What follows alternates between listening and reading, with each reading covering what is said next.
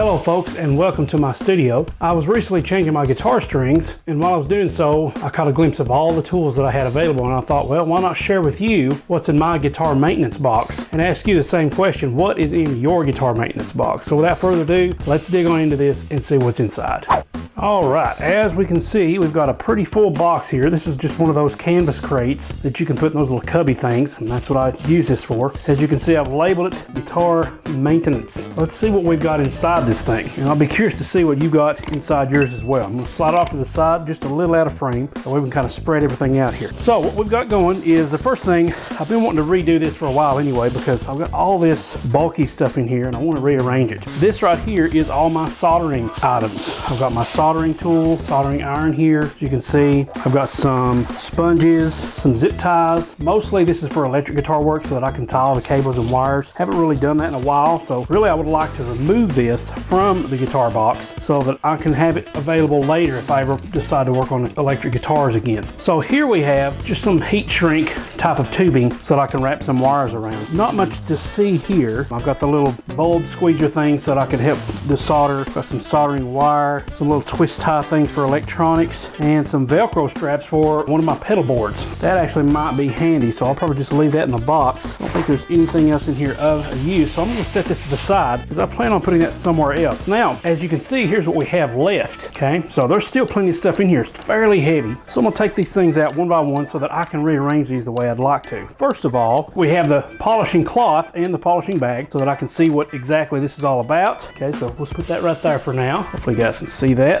Back this table up just a hair so you can see a little bit better. All right, next up we've got this little block of a thing that came with my Breedlove guitar in the case, and it doesn't necessarily need it. It took up a lot of space, so I ended up taking it out, but this is what I use to change guitar strings. This is my neck brace and my neck support. Recently I've just been putting it against the neck joint and just keeping things stable with that. Another essential that I have is my Dunlop guitar maintenance kit, okay? And this includes some fretboard treatment, some cleaner, some deep conditioner. This is some carnauba wax, and there's two other bottles that usually come in this, but I keep those in my guitar case, and that is simply for guitar polish and guitar string cleaner. I use that for wiping down my strings whenever I'm done with playing guitar. Next up, we have an old receipt for when I purchased my Ibanez RG EW 521MZ, the zebra wood, and this came from the Chicago Music Exchange. And so I've kept this in here just for reference, but there may be another place. Since this is not really a maintenance thing, I may just go ahead and put this back in its case or put it somewhere else where I usually keep guitar manuals, which is in another cubby hole. So we have that. We have some electronic cleaner, not to be confused with WD-40. You don't want to put WD-40 in your electronics. This will actually clean them. This is for cleaning out pots and pick up, kind of things, scratchy knobs and things like that. That's exactly what this is for and what I use it for if I ever get an issue with some staticky pots for my electric guitars. Okay, so we'll put that to the side. I have an old tuner that recently stopped working on me, and that's because one of the little things here broke off. This is a Snart Tuner. I really enjoyed it. It's got a kind of a small profile on your guitar headstock. This is the HZ or Hertz Snart Tuner, and the instructions that go with it. I'm always needing tuners when I tune my guitar, so I've got several of them in here. Matter of fact, let's just go ahead and pull those out. I have this one. I also have a TuneTech, which is very similar to the IntelliTune or IntelliTouch tuners. Very bright LED, I really like it, and it's a good go-to tuner in the case that I need one. And I also have this Happy New Gear Day for when I bought my Ibanez AZ242BC. I've just kept that in here for some reason, maybe as a kind of a memory thing, I don't know, but I thought I'd keep this if I ever had some more new gear from Sweetwater. Okay, so that's what that is. Some, like I said before, some pedal board Velcro zip ties that go on my pedal boards. I have some old wire cutters, okay? I hardly ever use these, but I keep them in here just in case. As a matter of fact, when you hold this up to a light, you can see how bad these wire cutters are. Probably time to go ahead and trash these things, but they're still good for the needle nose plier function. All right, let's see what's next. Okay, I have an old,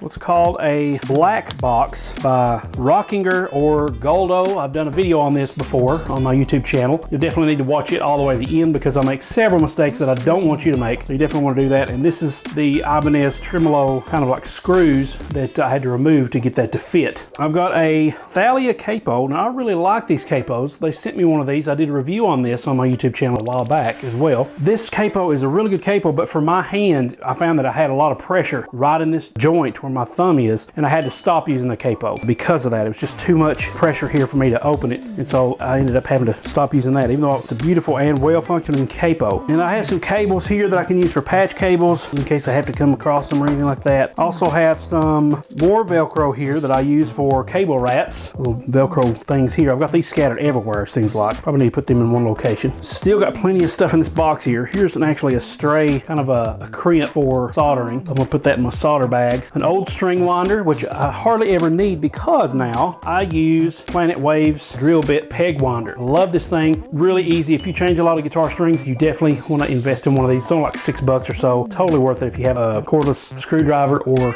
drill. I use a cordless screwdriver. Really handy for that. I use that on all my string changes. I've got some old Page capos here. I've got the click capo and I've got just the normal Page capo. Ended up using Shub, so I've got these as backups if I ever need them. But I use Shub 6-string capos and prefer those for the most part. I've got a Martin button that I kept from when I went to several different bluegrass festivals and events. Probably going to end up putting this somewhere else. A lot of these things that I have in here are actually supposed to go in a different guitar box, which I'll do another video on hopefully soon. But for now, we'll keep going through here. I've got some little calipers, I think is what these are. Little measurements for string heights and things like that. Very handy to have. But I also use guitar tool that Ibanez sent me, and this is something similar. This is just a set of Allen wrenches in case I ever need those. So I've got several of those in here. This is one that's kind of like a multi-Allen wrench tool. Then I have some other ones here that are on key rings, and these are like metric, and I forgot what the other one is. Starts with an S. Standard metric, I think maybe is what it is. But these are just different ones in case I ever need for truss rod adjusting, which, come to think of it, I hardly ever use these. What I've done, as you can see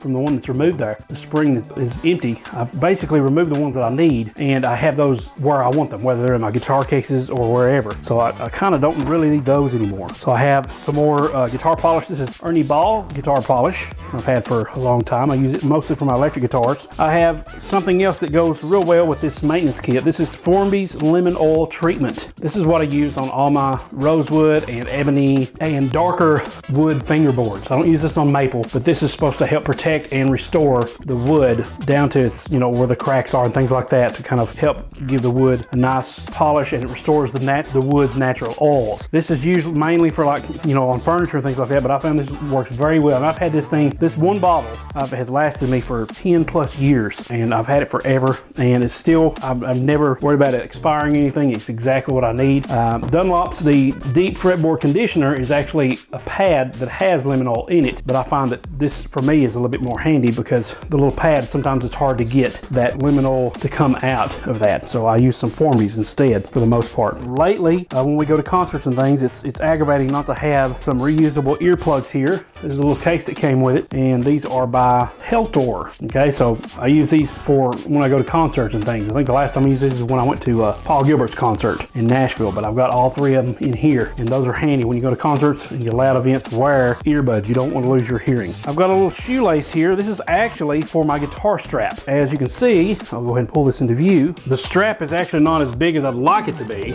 so I've had to use a kind of like a shoestring that came with the strap to tie it to my little strap button here. Okay, so that's how I use that. It's not adjustable long enough for me to get it to my size where I need it to be, so I've had to use shoestring for that, and that's all this is an additional one of those. I have a guitar slide, which I rarely use, but it's nice to have in case I ever need it for anything, recording, effects, or anything like that. I have some fast fret, which really I don't use at all anymore. It's so old, it probably just needs to go ahead and be trashed, actually. I think it's more of a sentimental thing by now than anything else. But this stuff is really good for cleaning your fingerboards and has an awesome smell to it. Highly recommend fast fret for that. Probably end up getting rid of that. This is I think, an old diabetic pouch that I found somewhere maybe, or my dad gave me. And these are great for keeping picks in and maybe some, extra tools that you might need, such as little screwdrivers. I actually have some of those in my desk over here. These screwdrivers here are great if you want to keep one or two of those in a kit like this. I don't leave this in my maintenance box because I'm all the time using it, and I don't want to have to get up and find these, so I keep those in my desk. So that's the little diabetic kit for keeping picks and different things like that, some tools. I also have, when I change strings, I always use this or some form of string lubricant for tuning purposes and to minimize string breaking. That is called Graphite, and it's by Reed Martinez. He was the guitar tech for Stevie Ray Vaughan. It's very interesting stuff. It's got graphite material in this, I think. One tube will last you for years. You only need to buy one tube. Now, it's been so long that this little tip here is actually kind of like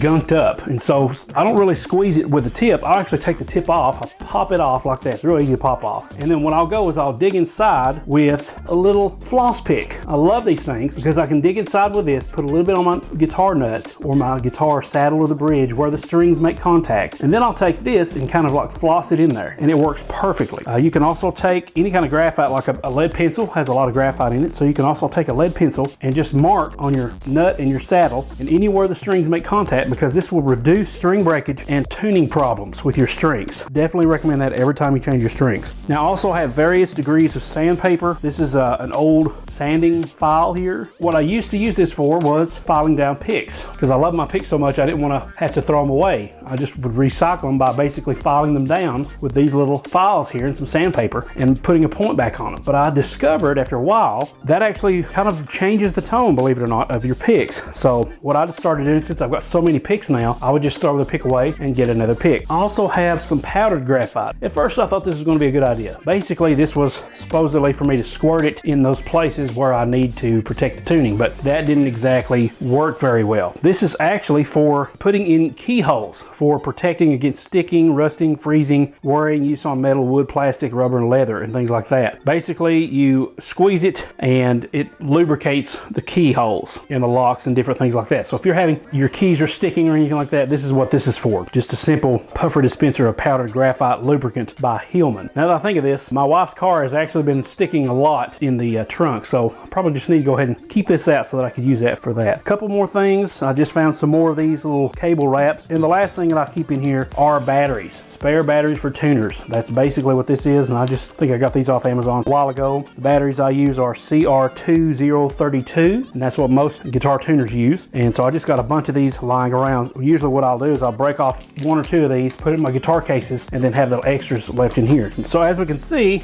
we have an empty box. Now what I'm going to do is kind of rearrange everything and what I want to be in here, and when we come back we'll show you how I've arranged it and what I've decided to keep, what I've decided to discard, and maybe compare notes with what you have in your guitar maintenance box. Stay tuned.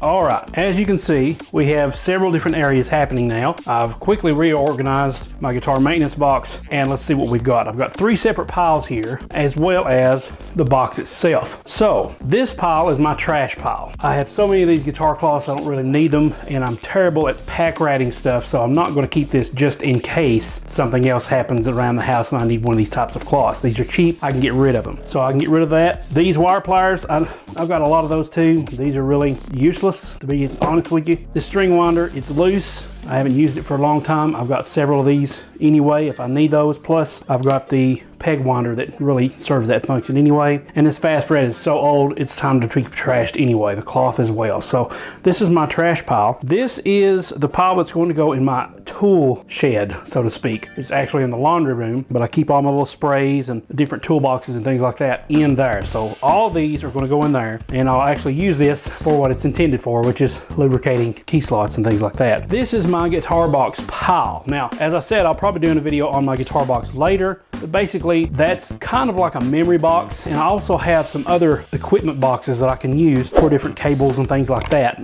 just to get those out of the way. So I decided to put the Capos in there, these Sandpaper things in there, the Martin button, because that's kind of like a memory thing. I was debating on whether to leave these inside this maintenance box or not, because I know I'm terrible at forgetting where I put things, so that will likely happen with this, but at least I'll have an idea of where it needs to go, and that's these earplugs. These are going to go in the guitar box as well as this kit thing and the little gear thing if I need it. The pedal board things, I found another one of these pedal board zip tie fastener things somewhere else, and so that is what's going to be in the guitar box. Now let's check out what I've actually put and left inside my guitar maintenance box here. By the way, some of the things that I had was the Chicago Music Exchange receipt, as well as the little back box kit thing that I was telling you about, and the bridge extension screw thing that I was telling you about. Some of those things went in the manuals box, like I have one of these. The others are going to go in the actual guitar case so that they can be readily available if I need those. Now let's check out what I've actually left inside the guitar maintenance box.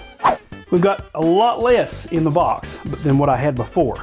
We have the Planet Waves peg winder. We've got the Reen Martinez Graphite with the floss pick, a little extra shoelace thing there. I've got my Allen wrench, all in one universal tool, some calipers, the polish and the lemon oil, the neck support accessory for the guitar case that I have, some batteries for tuners, some actual tuners. I didn't really have anywhere else to put the slide, so I've got it down here in the corner. There you go. That's the guitar slide, if you can see that. And then the actual guitar maintenance, cleaning and maintenance kit here from Dunlop. So very little stuff that I'll have to rummage through to find what I need. I like it. I know that's a lot of wasted space if you think about it. A lot of things could probably still go in here, but less is more so that I can find what I need. And it's very nice that there's not layers of things piled on each other. Everything is pretty much flat, and I can find exactly what I need just at a glance and looking at it. So rather than pull all this stuff out and lay it on the table like I normally do, I can actually pull the box out and get things out as I need it and put it back in the way I had it. So this is very interesting. So if you have a guitar maintenance box, please comment below, leave a comment below on how you organize yours, what you keep in your maintenance. If there's any other tools that I haven't mentioned that you'd like to maybe leave a tip about. Thank you so much for watching today. I hope you've enjoyed the video. If you have, please click that like button, subscribe, and click the notification bell so that you can be notified of more videos when they release that would be of interest to you. Share this with your friends and check out some of the other videos that I have here on the end screen or in the cards that are in the video themselves. Thanks so much for watching, and until next time, God bless and keep playing.